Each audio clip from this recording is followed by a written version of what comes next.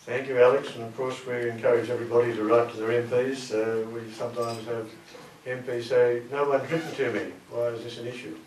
Well, get on with it. And also thank you, Alex, for pointing out that it's not just the policies that we need to understand, it's the process of how we get there.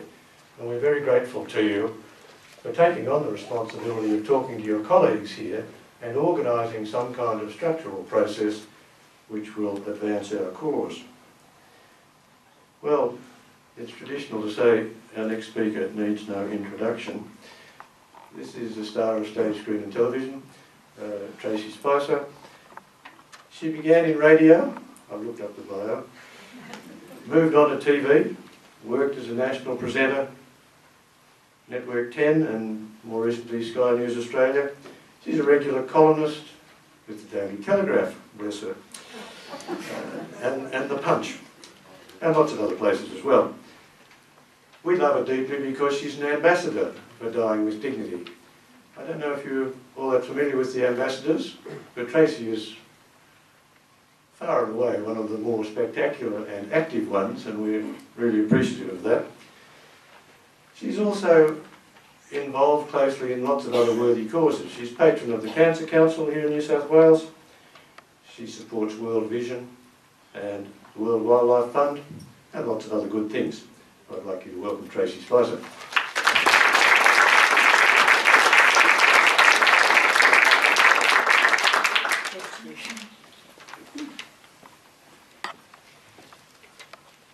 Thank you for the lovely introduction, Richard. I hasten to add that I've jumped to Fairfax from News Limited just in the last 6 months, and I always badgered my previous newspaper, and this time I'm always badgering my bosses at Fairfax. Please let me write about voluntary euthanasia, because I think it's important to get this discussed in the mainstream even more.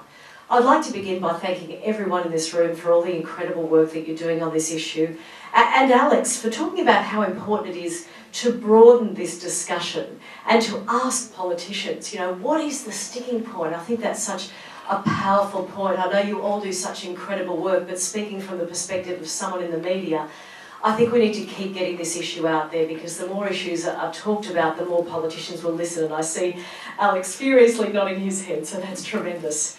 Something really wonderful happened a couple of months ago. Actually, I was asked by the editor of the Griffith Review of Law and Human Dignity to write about the ethics of voluntary euthanasia. And the reason she wanted me to write about it was because she said, I want the lawyers who read this to think about it in a different way, to not think about it just from a legal perspective, but to think about it as a real human story. And I was delighted to be asked to write about that. I'll go through some of those main points when I'm talking this afternoon.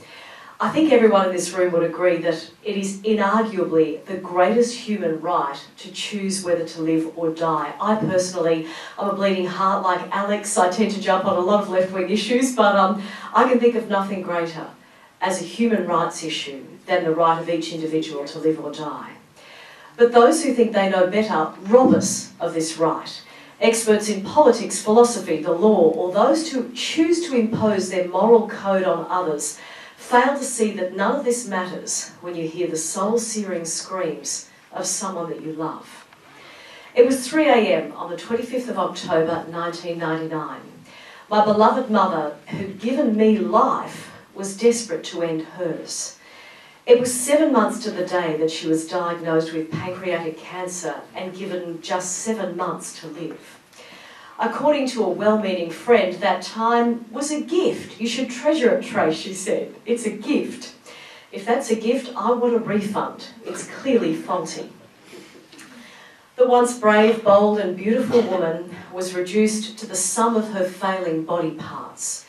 A refined lady, Marcia Spicer, suffered the indignity of being carried to the toilet. She moaned in agony and fell in and out of consciousness in a small, sterile room in the palliative care ward of our local hospital. I was reminded of a mantra my family would repeat every time we saw a story on television about terminal illness. We always had a very dark sense of humour, everyone in my family. If I lose control of my faculties, put me down like a dog, we'd say. The others would nod sagely in assent. Yet in this country of plenty, when it comes to the right to die, our own choice is irrelevant and we are left with a pittance of compassion, kindness and dignity.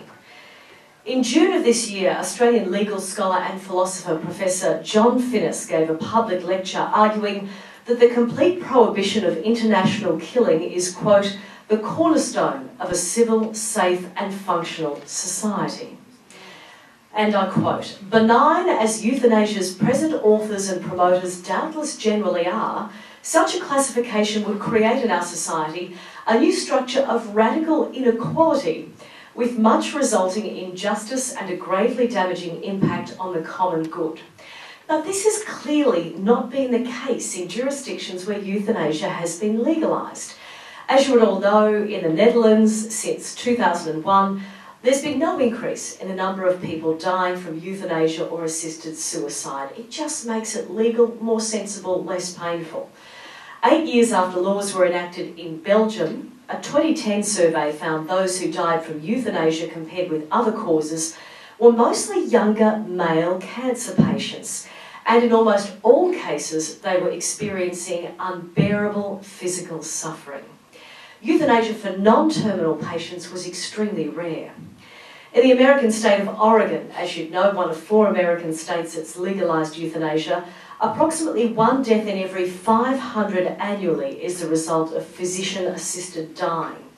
An independent study in the Journal of Medical Ethics found, and I quote, no evidence of heightened risk for the elderly, women, the uninsured, people with low educational status, the poor, the physically disabled or chronically ill, minors, people with psychiatric illness including depression, or racial or ethnic minorities compared with background populations. And that's terribly important.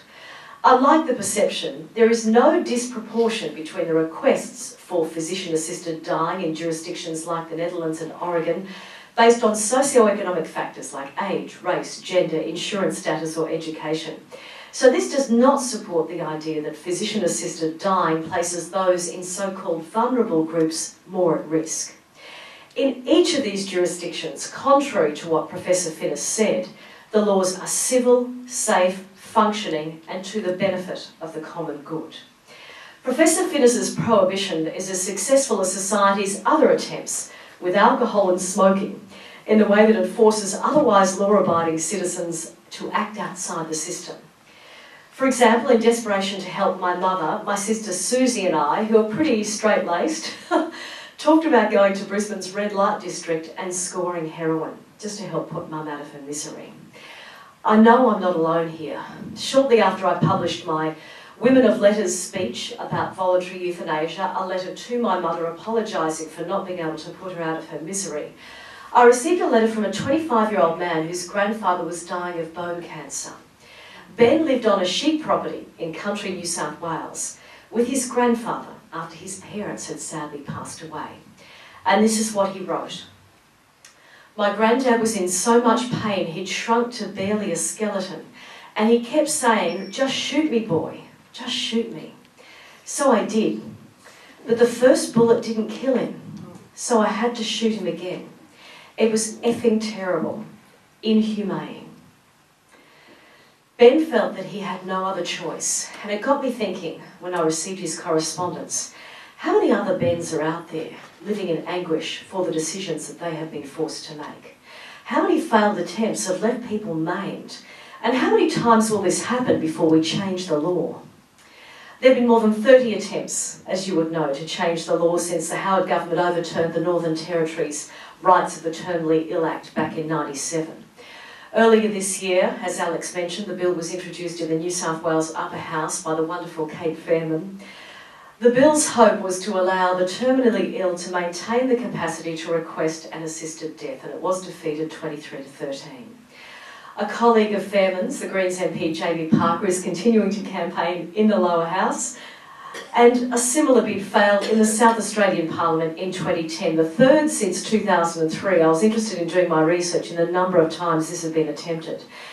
There the bill lacked the support from members of the House, despite many of them previously expressing that they supported such an issue.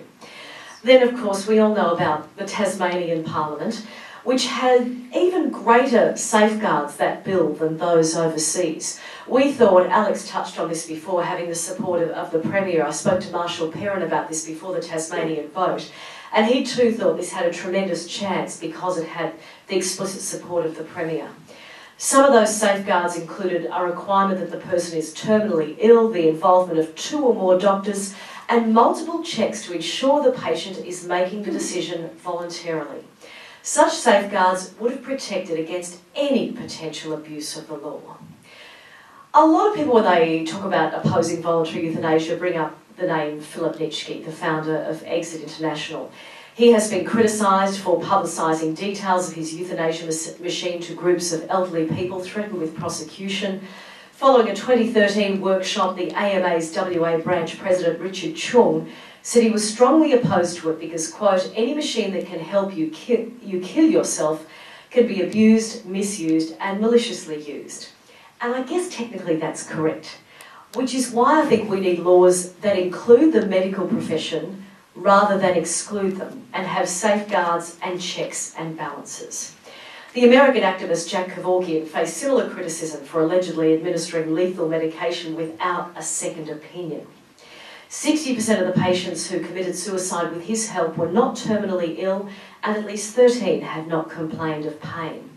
The proposed Tasmania law would have extinguished these concerns. There were so many safeguards. Sadly, as we know, that attempt failed. Perhaps the most rigorous report into voluntary euthanasia was done in January this year by the think tank Australia 21. I don't know whether you've seen this, it's a fascinating report. It took a multidisciplinary approach to the issue with a roundtable discussion based on a background paper produced by senior legal academics from the Queensland University of Technology, which is my alma mater up in Queensland, Ben White and Lindy Wilmot. The executive summary calls for the reform of the legal framework that operates at the end of life in Australia, and I quote, it brings up some really important points that I've never thought of before. Voluntary euthanasia and assisted suicide are currently unlawful. Both activities nevertheless occur not infrequently in Australia, in part because palliative care cannot relieve physical and psychological pain and suffering in all cases. We all know that. The law is also unfair because it doesn't treat people equally. Some people can be helped to die on their own terms as a result of their knowledge and/or their connections, while some are able to hasten their death by the refusal of life-sustaining treatment, if they still have the capacity to do so. But others do not have the access to the means for their life to end. There is now a large body of experience in a number of jurisdictions following the legalisation of voluntary euthanasia and/or assisted suicide. This shows that appropriate safeguards can be implemented to protect vulnerable people and prevent the abuse that opponents of assisted dying have feared. If you get the chance, Google the Australia 21 report. It really is fantastic if you haven't had a look at it yet. Those opponents to voluntary euthanasia often construct their arguments in terms of faith. But considering Australia is an increasingly secular society, should the beliefs of the minority, and the extreme minority it has to be said, affect the choices of the majority? In 2012, the most comprehensive survey on this topic by Newspoll and YourLastRight.com found more than 80% of people support properly regulated assisted dying. When I first wrote about my mother's suffering in News Limited publications in 2008, I looked at the comments. About 65% were for and 35% against.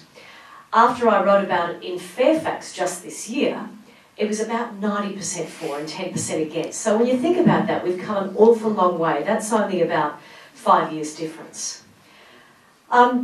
Gideon, I hope you don't mind that I'm going to read this out. I didn't know you were going to be here today, and your story is just so heartbreaking and compelling. You're such a brave man. Among the thousands of emails, tweets and messages that I received in response to my article was one from Gideon, whose email to the Tasmanian Parliament moved so many members, and I'll read a little bit from it. It's amazing. My father, Robert Cordover, was suffering from motor neurone disease, a terminal illness, when he took his own life on June 22, 2009. I was 19 years old. Robert did not want a lingering death and figured he had to act early whilst he still had the mobility to die alone before the impending total paralysis. Had assisted dying been legal, and this is such a powerful point, My father could have survived for weeks or months longer. I would have done anything to have had just a bit more time with him. This is why I write to you now. I feel upset that no one would listen or respect his rational request to die on his own terms. And that's such a powerful word, the rational request. Professor Finnis says it's important to use rational language in the discourse of public debate. Quote, "If we are to keep our critical freedom, we can't accept ambiguous and euphemous slogans such as death with dignity. Conscience judges not by wordplay nor by the play of traditional or any other majoritarian or elite power, opinion, attitude or will, but by looking for reason." I would say to Professor Finnis, what is more rational or reasonable than someone with a terminal illness choosing where and when they want to die? How dare anyone impinge on that fundamental human right? And who has the authority to make another suffer? In our tight-knit family, we made a promise. "Don't worry, I'll be the first to pull your plug out." We'd laugh as we were splashing about in the pool on those long, languid Queensland summers.